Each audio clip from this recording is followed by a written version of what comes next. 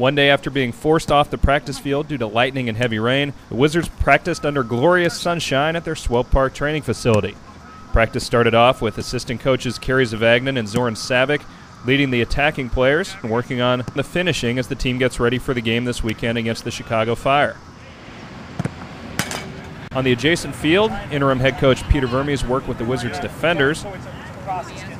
The two sides eventually came together for a 10v10 game on a short field. Here Kevin Hartman makes a nice save on the deflection. And offensively, in one of the highlights, Adam Chrisman with a nice finish on this goal. We've been seeing a lot of this at practice. Peter Vermes addressing the team, doing a lot of hands-on work with the players. I had a chance to talk to Peter after practice today. All right, Peter, you've been at the helm now as interim coach a little over a week. How do you feel the first week's gone for you? I think the great thing is the guys have been very committed.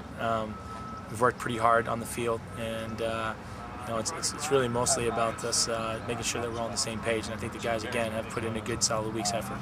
It looks to me that you've been focusing a lot on teaching and a lot on the basics of the game. Is that a fair assessment on what you've been trying to focus on? I think we've just started on the foundation, on different areas of the game, and just trying to make sure that, again, as I said, we're all on the same page. Making sure that I know if we have the ball, what are we trying to do, and when we don't have the ball, what are we trying to do. It's going to take a little time. Obviously, there's been a lot of information over the course of 5, 6, 7 days, but it's going to take a little time for our guys to get it, but the idea is to try to each week just incrementally get a little bit better. Kind of a random question here, but you guys are off tomorrow. The U.S. national team, of course, playing a big game against Mexico. The last time they played Mexico in the Gold Cup, it was a pretty terrible result in a 5-0 loss.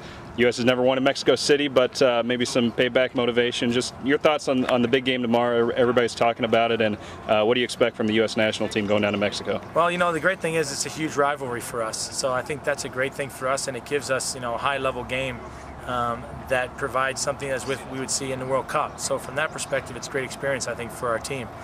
I think Bob Bradley does a fantastic job with the U.S. national team.